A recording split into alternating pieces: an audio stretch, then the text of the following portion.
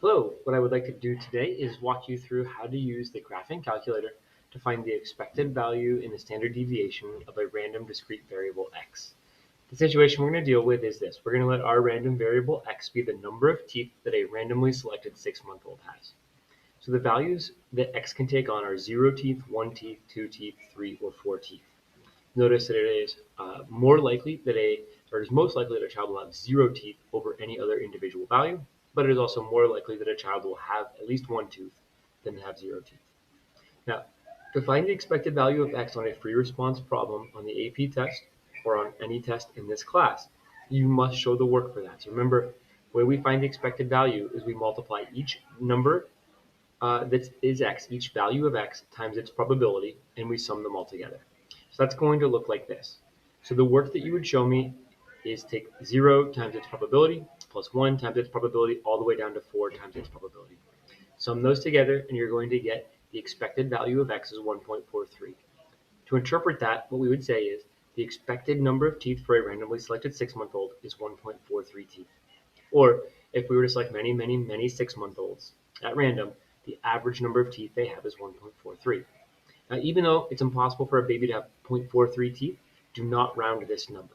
Okay, leave it as a decimal. You can go to 1.4, that's fine, but don't round it to 1. Now, how do we get that number, that expected value, or that mean of x on the calculator? And how do we find the standard deviation? That's what I'm going to show you now. You can use the calculator to confirm your answer. You can also use the calculator to find the standard deviation. So obviously I start by turning my calculator on. As we often do in stats, I go to stat and then edit. And I'm going to type in information in L1 and L2. So please make sure you have L1 and L2. Clear out whatever is in the list. But you do that by pressing clear and enter. I go to my L1, scroll up to the top, clear and enter. I now type in L1 the values of x. So 0, 1, 2, 3, and 4.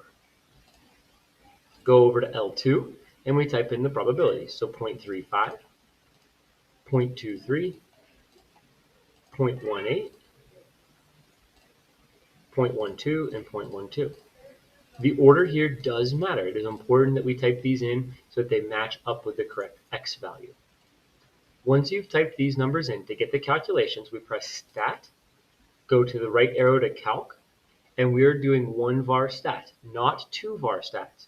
You might say, oh, there's 2 lists, so it's 2 var. Nope, there's one variable. Our variable is x, the number of teeth a randomly selected 6-month-old has. So we're going to do 1 var stats, but I have to tell the calculator to look at L1 and to weight it to use the probabilities in L2.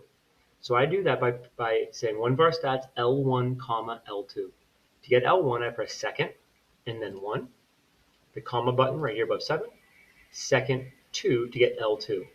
That tells the calculator to do 1 var stats using the list in L1 for the values of x and the list in L2 as the probabilities.